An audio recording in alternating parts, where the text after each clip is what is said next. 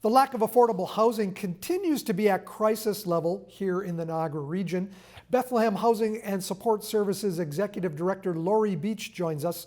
Lori, it's a multifaceted problem that can often be misunderstood.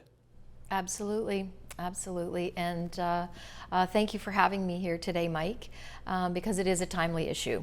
And as you said, it is a multifaceted issue that obviously requires a multifaceted strategic solution that is community-based. And so that's what we wanted to talk about today.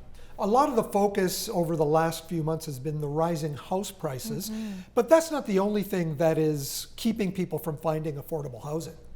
No, it's not the only thing, again, the multifaceted, but it is having an impact. And sometimes it's hard to understand how that happens or why that is, but it absolutely does.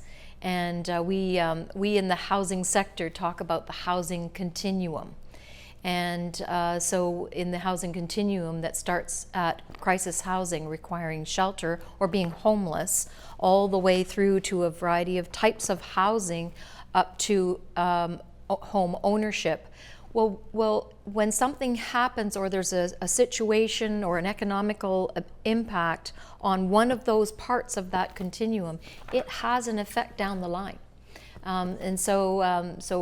We were going to talk today about the education and awareness series that we have. That's exactly what I wanted to bring up. And we wanted to explain some of those things. So my next question was, you have this three segment series, Lunch and Learn. The first one really focuses on dispelling some of the myths. Exactly. And so the series is actually turning out to be far more than three. We thought we would start with a few, which we have, but as we were working on them, we realized again there are so many pieces to the house. It's about homelessness and housing, and of course poverty and a variety of other things such as mental illness and that come into play. So these are some of the elements that we're talking about. So there's many topics that make up this very complex issue. So we thought we would create a series to talk about things like the myths and misconceptions of homelessness and poverty, but also all the different elements to why we're in a crisis today, what that means, how that happened, how people become homeless. And so we were breaking that all up into manageable bites of information. And so it became that we'll probably do this for a while.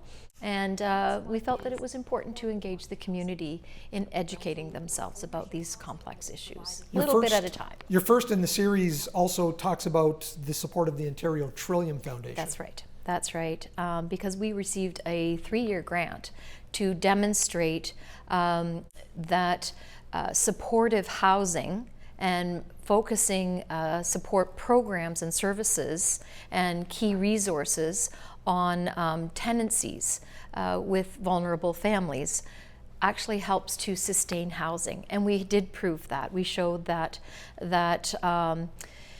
people coming into housing, perhaps from the streets or from a crisis situation, and 3 years later, they're sustaining their housing. So we're showing that as we engage with our tenants throughout that time through supportive housing programs,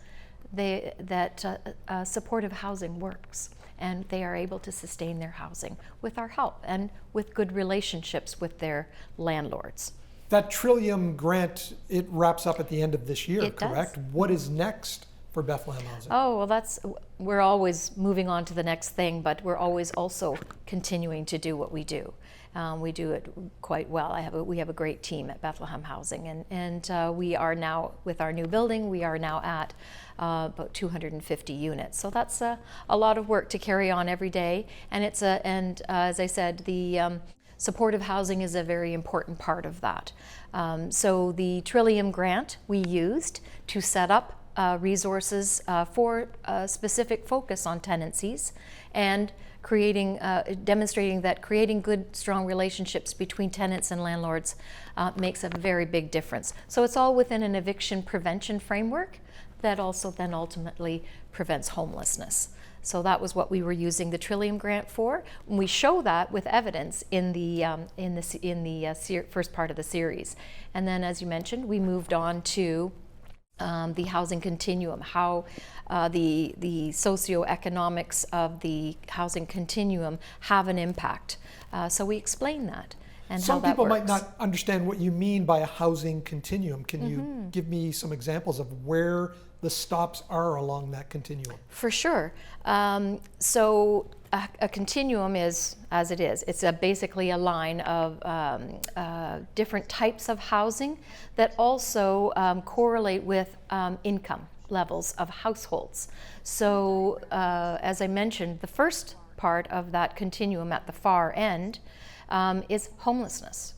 And so then it goes sort of this step by step with the matching or the correlation of the types of housing, which also then shows what kind of housing do we need in this community? Because at each one of those points we can see what's happening, but also again how each one of those impacts the other and down the line. So homelessness, shelter is crisis housing, transitional housing, so people transitioning from crisis to get back on track, Right. which is what Bethlehem does, and many other organizations in the community provide transitional type of supportive housing.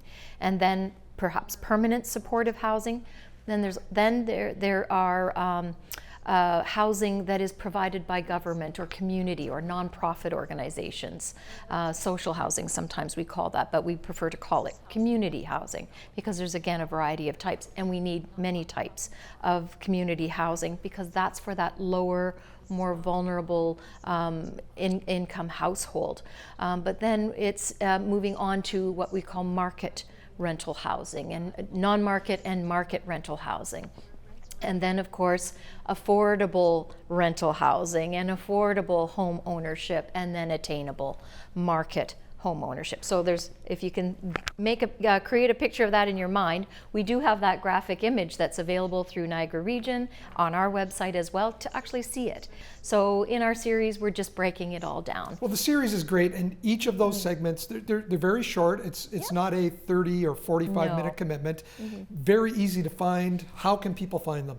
We have links to it through our website. And so we're going to try and release something every Friday. There's the one coming up this week is about solutions. And so again, solutions are very complex. So we're trying to break it down into some small bites of information, but we think the solutions piece will probably do a couple of bits and bytes on that as well.